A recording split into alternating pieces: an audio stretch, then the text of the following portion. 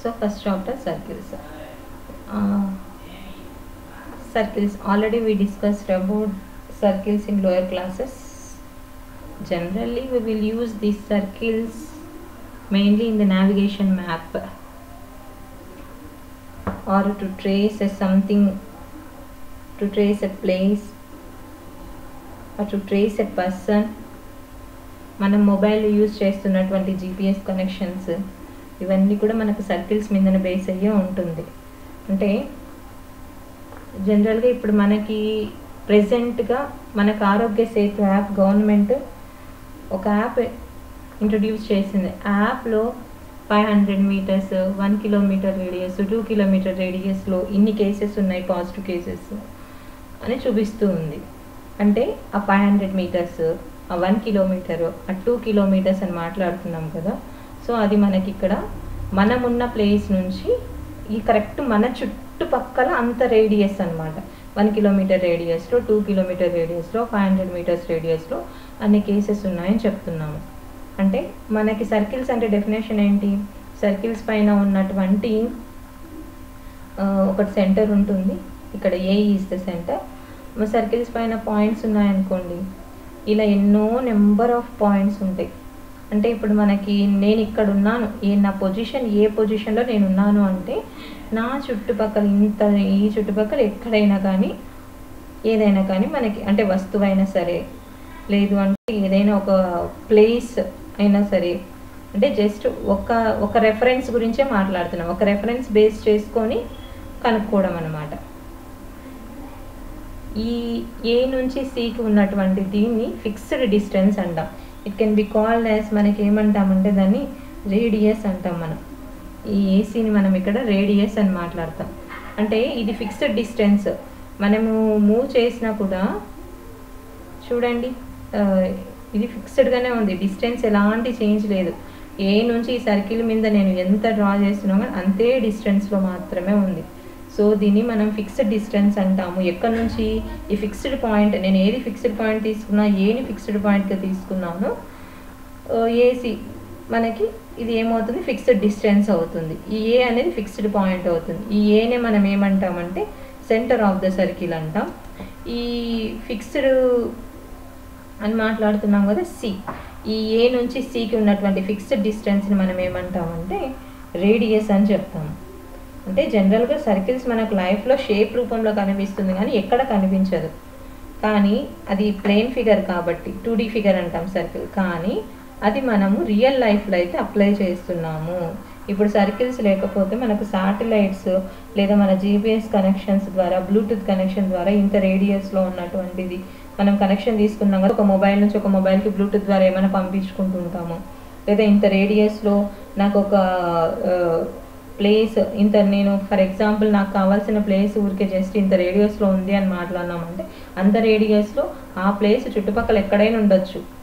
ఆ ప్లేస్ని గుర్తుపట్టాలంటే ఇంకొక సెకండ్ది ఉండాలి, సెకండ్ రెఫరెన్స్ కంపల్సరీ ఉండాలి. అది రెండో సర్కిల్. 2 సర్కిల్స్ గురించి మనం మళ్ళీ మాట్లాడదాం. జస్ట్ ఇప్పుడు ఒక్క సర్కిల్ గురించే మాట్లాడుతున్నాము. ఆ ఒక్క సర్కిల్లో సర్కిల్ అంటే ఏంటి, ఇప్పుడు మనకి డెఫినేషన్, అది కొన్ని పాయింట్స్ నుంచి మనకు దూరంగా ఉంది కదా.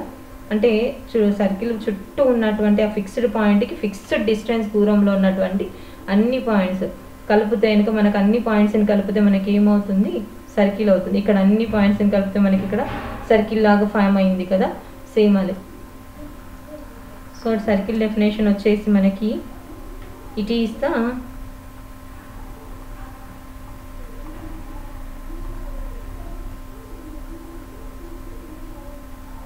locus of a point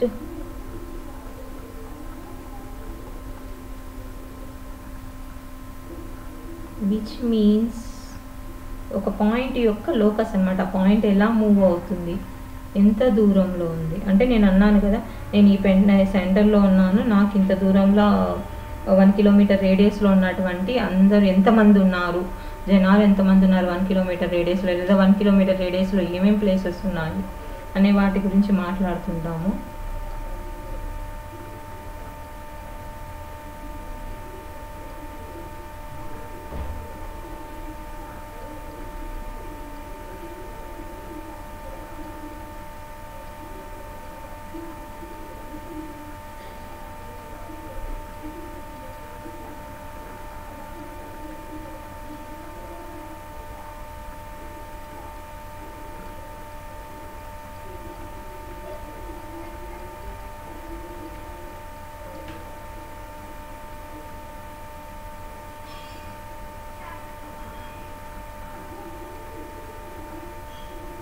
this is the circle definition, మనకి ఇంటర్మీడియట్ టెక్స్ట్ బుక్లో ఉన్నటువంటి డెఫినేషన్.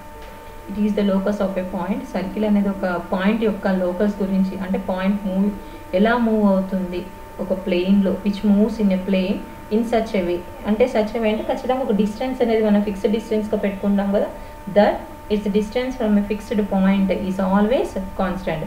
ఆ ఫిక్స్డ్ పాయింట్ ఏంటి, మనకి ఇక్కడ సెంటర్ని మనం ఫిక్స్డ్ పాయింట్ అంటాము. ఫిక్స్డ్ పాయింట్ నుంచి మనకు ఉన్నటువంటి దూరంనే మనం అది ఆల్వేస్ కాన్స్టెంట్ అని ఎందుకు అంటున్నామంటే, ఆ సర్కిల్ పైన ఎన్ని పాయింట్స్ తీసుకున్నా సెంటర్ నుంచి ఆ పాయింట్స్ అన్నిటికీ సేమ్ ఒకే దూరం ఉంటుంది. దాన్నే మనం ఆ ఫిక్స్డ్ డిస్టెన్స్ని మనం ఏమంటున్నాం, రేడియస్ అంటున్నాము. అంటే ఫిక్స్డ్ పాయింట్ని సెంటర్ అంటున్నాము, ఫిక్స్డ్ డిస్టెన్స్ని రేడియస్ అని మాట్లాడుతున్నాము.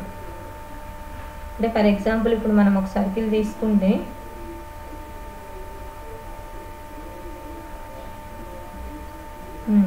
ఈ సర్కిల్లో సెంటర్ ఇది, ఇదేమో ఈ సర్కిల్ పైన ఉన్నటువంటి అన్ని పాయింట్స్. ఈ సెంటర్ నుంచి ఈ పాయింట్స్కి సమాన దూరం, ఫిక్స్డ్ డిస్టెన్స్, ఆల్వేస్ కాన్స్టాంట్గా ఉంటుంది దూరం. సో దీన్నే మనం ఏమంటామంటే, ఈ చాప్టర్లో మనం సెంటర్ని సితో డినోట్ చేస్తాము. ఇక్కడ సర్కిల్ పైన ఉన్న పాయింట్ని పి అనుకుంటున్నాము, సెంటర్ని ఏమనుకుంటామంటే H, K అనుకుంటాం. పాయింట్ని ఏమనుకుంటామంటే the point which lies on the circle పైన ఉన్న పాయింట్ని పి అనుకుంటున్నాము. ఈ సిపినే మనం ఏమంటాం, ఫిక్స్డ్ డిస్టెన్స్ కదా, దీన్నే మనం ఏమంటున్నాం, రేడియస్ అంటాం. Radius is denoted by small R. అంటే సి అనేది మనకి ఇక్కడ సెంటర్, ఆర్ అంటే రేడియస్, అంటే విచ్ ఈజ్ ఈక్వల్ టు దేనికి అర్థము, సి నుంచి పీ పాయింట్కి ఉన్నటువంటి దూరం, అది డిస్టెన్స్, ఫిక్స్డ్ డిస్టెన్స్ అది. పి అనేది point on the circle, which is the point on the is a point lies on the circle. This is P. ఇది సర్కిల్ యొక్క డెఫినేషన్. మనం ఈ చాప్టర్ అసలు మెయిన్ సర్కిల్ యొక్క డెఫినేషన్ కాదు, కానీ మెయిన్ మనకి ఈక్వేషన్ ఆఫ్ సర్కిల్. ఇంతవరకు లోయర్ క్లాసెస్లో మనం సర్కిల్ గురించి మాత్రమే తెలుసుకున్నాం.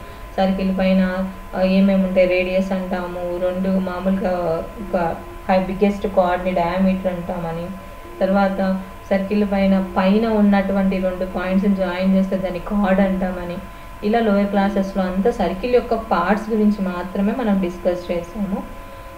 సర్కిల్ యొక్క ఈక్వేషన్స్ గురించి మనం ఎక్కడ డిస్కస్ చేయలేదు. సో మనకి ఇక్కడ ఇంటర్మీడియట్ సెకండ్ ఇయర్లో మనకి సర్కిల్స్ యొక్క ఈక్వేషన్స్ గురించి చెప్పడం జరుగుతుంది. Equations of a circle.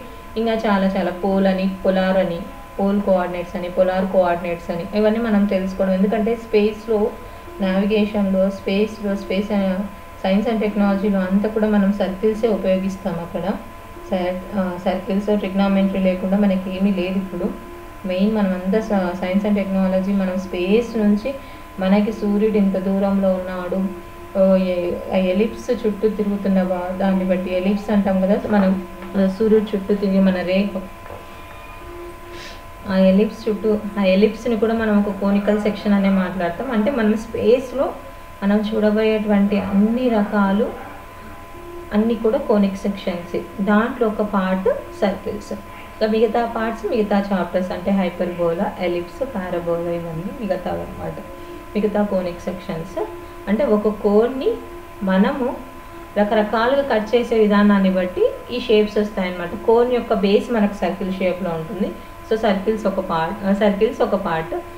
మళ్ళీ కోన్ని కొంచెం స్లైట్గా బెండ్ అయ్యి కట్ చేస్తే కనుక దాన్ని మనము ఎలిప్స్ అంటాము. అలా డిఫరెంట్ కోనిక్ సెక్షన్స్ మొత్తం మనకు 4 టైప్స్ ఉన్నాయి.